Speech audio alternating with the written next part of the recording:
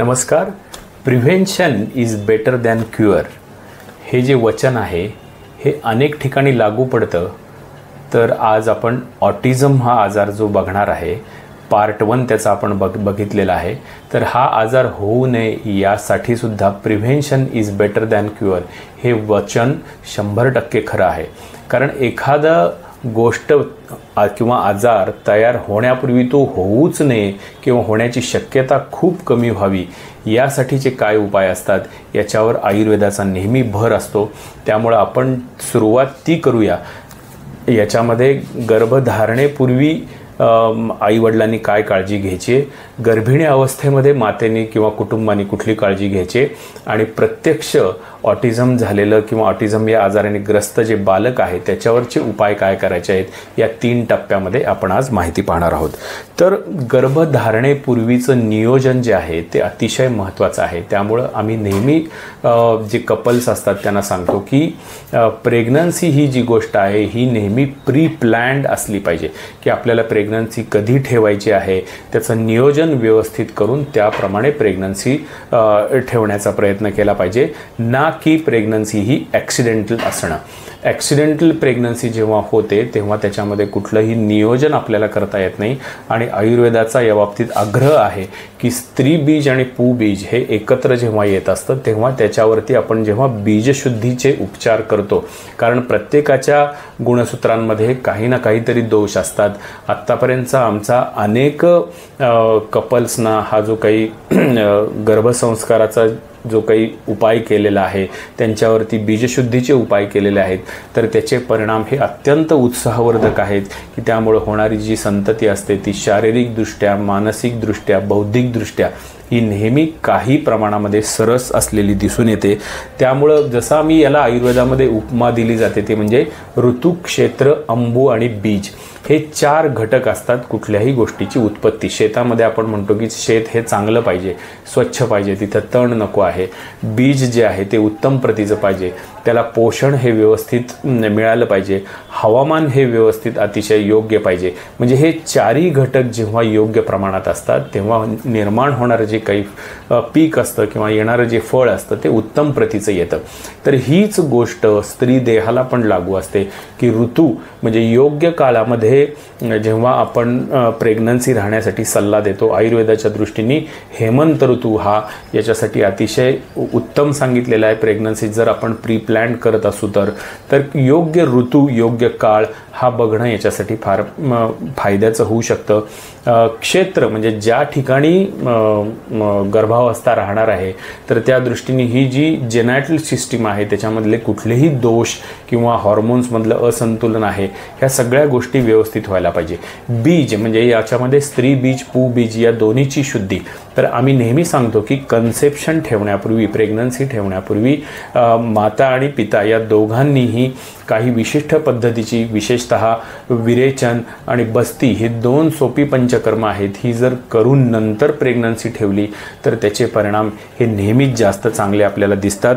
सौमनस्य हा एक भाग इथं आयुर्वेदामध्ये सांगितलेला आहे की जे नवरा बायको असतात त्यांच्यामध्ये शारीरिक यांच्या एकत्रीकरणातून जरी गर्भनिर्मिती होत असली तरी त्यांचं मानसिक भाव जे आहेत, एकमेकाला समजून घेण्याची जे काही गोष्टी आहेत किंवा जी प्रीती हा जो भाग आहे हा सुद्धा तितकाच महत्त्वाचा असतो. त्यामुळे ताणतणाव, कामावरचे ताणतणाव, करिअरमधले ताणतणाव या सगळ्या गोष्टींनी जर आपण प्रेग्नन्सीला सामोरं गेलो तर त्याचे परिणामसुद्धा प्रतिकूल दिसून येतात.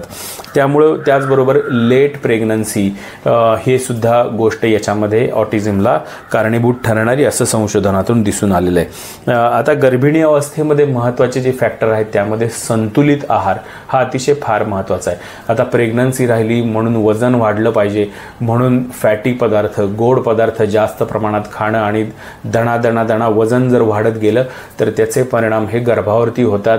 अनेक आजार निर्माण व्हायची शक्यता वाढते, त्यातला ऑटिझम हा सुद्धा भाग आहे. त्यामुळे आयुर्वेद नेहमी सांगतो की षड्रस 6 प्रकारच्या ज्या चवी असतात त्या चवींनी युक्त असलेले जे पदार्थ आहेत हे गर्भिणीने आहारामध्ये ठेवावेत आणि त्यामुळं कुठलाही दोष बळावत नाही, संतुलन शरीरामध्ये राहतं. वजन वाढू द्यायचं नाही आहे, कारण त्याच्यामुळे हायपरटेन्शन, डायबिटीस यासारखे प्रकार होतात आणि गर्भिणी अवस्थेमध्ये जेवढी आधुनिक औषधं घ्यायची आपल्याला गरज लागते तेवढी ऑटिझमचा शक्यता वाढते असंही संशोधन सांगतं. त्यामुळे थायरॉईड, हायपरटेन्शन, डायबिटीस या गोष्टी होऊ नाही द्यायच्या असतील तर वजन हे नियंत्रित ठेवायला पाहिजे. प्रदूषण भाग 1 मध्ये आपण ही गोष्ट सांगितलेली की विशेषतः गर्भिणी ज्या असतात त्यांनी प्रदूषणापासून दूर राहिलं पाहिजे, त्याची काळजी घेतली पाहिजे. नाहीतर शेवटपर्यंत काम किंवा करिअरच्या याच्या भागदौडमध्ये जर तुम्ही प्रदूषणाला जास्त सामोरे गेला तर त्याचाही परिणाम गर्भावरती होऊ शकतो. मासानुमासिक चिकित्सा हे एक आयुर्वेदामध्ये अतिशय महत्त्वाचा एक भाग सांगितलेला आहे की जसं आपण म्हणतो की एखादी गोष्ट तयार होत असतानाच ती जर निर्दोष तयार करता आली तर पुढे त्या गोष्टीची जी ताकद असते ती चांगली असते.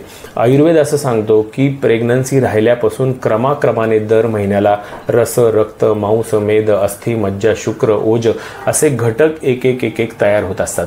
तर आयुर्वेदामध्ये अशी चपखल योजना याच्यामध्ये करण्यात आलेली आहे की गर्भ हा तयार होत असतानाच ते धातू किंवा त्या सिस्टीम्स या ताकदीच्या तयार व्हाव्यात, सामर्थ्यवान तयार व्हाव्यात आणि त्यामुळे त्याच्यामध्ये जे अंगभूत दोष निर्माण होतात ते राहत नाहीत.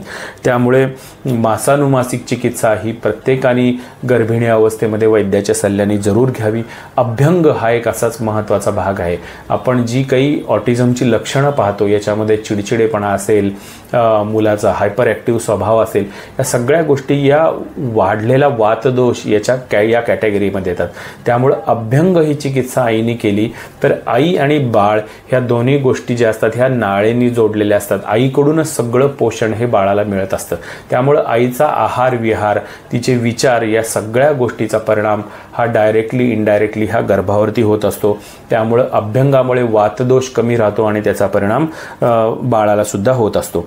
संगीत उपचार, मंत्र उपचार हे ज्याला विश्वास आहे त्यांनी जरूर करावे. त्याच्यावरही संशोधन आपल्याला माहितीच आहे की अभिमन्यू हे आपल्या महाभारतातलं उदाहरण आपण नेहमी सांगतो याच्यामध्ये आणि त्यातूनच गर्भसंस्कार हे आत्तापर्यंत प्रचलित जास्त होत आलेले आहेत की हे जे संस्कार आहेत, बाळ जे असतं, गर्भ जो असतो हा बऱ्याच बाहेरचे जे एक्सटर्नल स्टिम्युलाय असतात त्याला खूप रिसेप्टिव्ह असतं.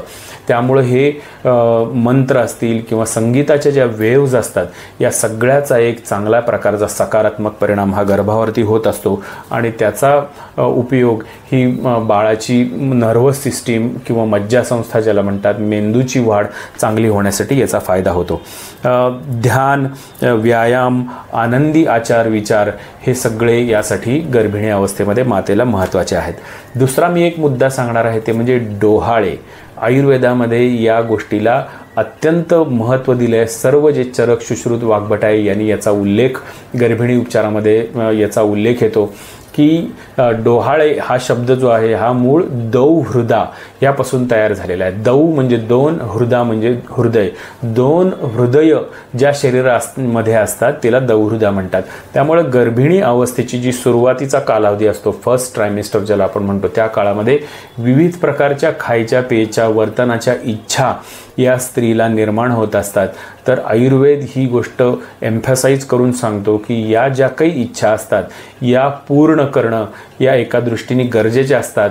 कारण जसं बाळ वाढत असतं तशी बाळाची इंद्रिय, बाळाची मन हे इंद्रियसुद्धा डेव्हलप होत असतं आणि या इच्छा असतात या गर्भाकडून जणू व्यक्त होत असतात आईच्या माध्यमातून. त्यामुळे या जर इच्छा पूर्ण झाल्या तर सुद्धा गर्भाच्या वाढीला त्याचा फायदा होतो आणि या जर डोहाळे जर पुरवले गेले नाहीत तर त्याचा परिणाम अनेक वेगवेगळ्या कंजेनॅटल ॲनॉमॉलीज ज्याला आपण म्हणतो त्या स्वरूपाने आपल्याला दिसू शकतात. हा आयुर्वेदाच्या आचार्यांनी मांडलेला एक फार मौलिक सिद्धांत आहे. अर्थात याच्यावरती संशोधन होणं खूप गरजेचं आहे, परंतु ज्या अर्थी यांनी ही निरीक्षणं नोंदवली आहेत त्या अर्थी त्याला नक्की काहीतरी आधार असणार आहे, ही गोष्ट लक्षात घेण्यासारखी आहे. अर्थात जर काही घातक डोहाळे असतील की ज्यामुळे गर्भाला त्रास होऊ शकतो याच्यापासून दूर राहिलं पाहिजे. पण ज्या सोप्या गोष्टी करण्यासारख्या आहेत या जरूर कराव्यात. त्या दृष्टीने आपण त्या गर्भाची काळजी एका वेगळ्या पद्धतीने घेत असतो, ही गोष्ट आयुर्वेद शास्त्र सांगतं आपल्याला. आता प्रत्यक्ष बालकावरील उपचार आपण सांगू की जर एखादं दुर्दैवाने बालक हे ऑटिझमनी ग्रस्त झालेलं असेल तर त्याची लक्षणं काय आहेत, ते कसं ओळखायचं, ह्याचे सगळे निकष आपण पहिल्या भागामध्ये दिलेले आहेत. त्यामुळे इथं आपण ही गोष्ट पुन्हा रिपीट करणार नाही. तर महत्त्वाचं जे असतं ते म्हणजे याच्यामध्ये पुरेसं स्तनपान होणं हे सुद्धा फार महत्त्वाचं आहे. बाळाला अनेक पोषक घटक यातनं मिळत असतात, इम्युनिटीवरती घटक काम करणारे मिळत असतात. त्यामुळं ऑटिझम बाळामध्ये टाळण्यासाठी लॅक्टेशन पुरेसं होणं हे फार महत्त्वाचं आहे. आजकाल सिझॅरियन सेक्शनचं प्रमाण, सी सेक्शनचं प्रमाण भरपूर झालेलं आहे, तर यावेळेस लॅक्टेशन ही गोष्ट थोडीशी उशिरा होते. अनेक स्त्रियांमध्ये ताणतणावांमुळे सुद्धा दुग्ध निर्मिती जी प्रमाणामध्ये व्हायला पाहिजे ती होत नाही. तर यावेळेस आयुर्वेदाचे उपचार हे नक्की आपल्याला खात्रीशीर उपयोगी पडू शकतात. सुवर्ण प्राशन ही एक गोष्ट आयुर्वेदामध्ये, सुवर्ण हा जो धातू सांगितलेला आहे हा बुद्धीवरती काम करण्यासाठी अतिशय महत्त्वाचं सांगितलेलं आहे. तर आम्ही नेहमी बालकांना सल्ला देतो की जी गुटी देण्याची जी काही पद्धत आहे आपल्याकडे, तर ही अतिशय महत्त्वाची आणि अतिशय उपयुक्त आहे.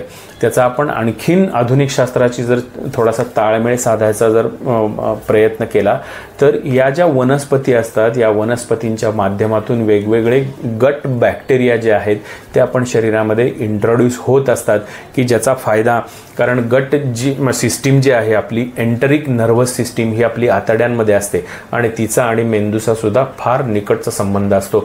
त्यामुळे एका पद्धतीने आपण बाळाची ही पचनसंस्था व्यवस्थित करत असतो आणि त्याचा परिणाम हा मेंदूच्या वाढीसाठी होत असतो.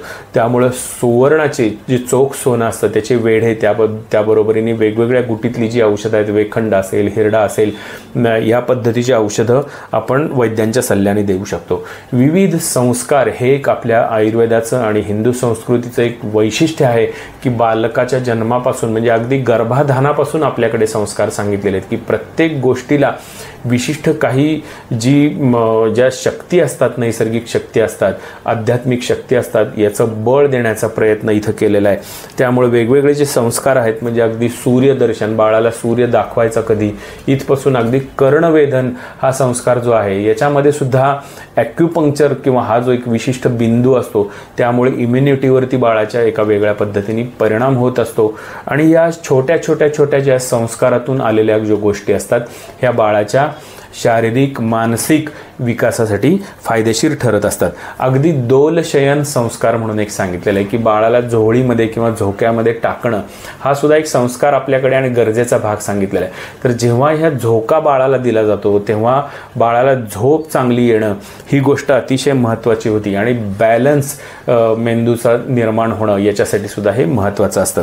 कारण आपण पाहतो की ऑटिझमची जी मुलं आहेत यांना झोपेच्या बाबतीमध्ये खूप अडचणी असतात. ही मुलं नीट शांतपणे झोपत नाहीत. त्यामुळे या छोट्या छोट्या गोष्टी या खरं संशोधनाच्या आहेत, या नक्कीच आपण प्रयोग करून बघायला पाहिजेत. तर अर्ली डायग्नोसिस हे अतिशय महत्त्वाचं आहे याच्यामध्ये की जेवढं आपण लवकर निदान ऑटिझमचं होऊ शकेल तेवढे उपचार आपण लवकर करू शकतो. आणि त्यातून मूल एक गोष्ट लक्षात घेण्यासारखी की ऑटिझम म्हणजे हा असाध्यच आहे किंवा यातली 100% मुलं अशीच आयुष्यभर राहणार आहेत असं नाही. यामध्ये स्टॅटिस्टिक्ससुद्धा सांगतं की बरीचशी मुलं यातली बाहेर येऊ शकतात. त्यामुळे लवकर निदान झालं असेल, सौम्य ऑटिझमचा प्रकार असेल तर यातून मुलं बाहेर येऊ शकतात.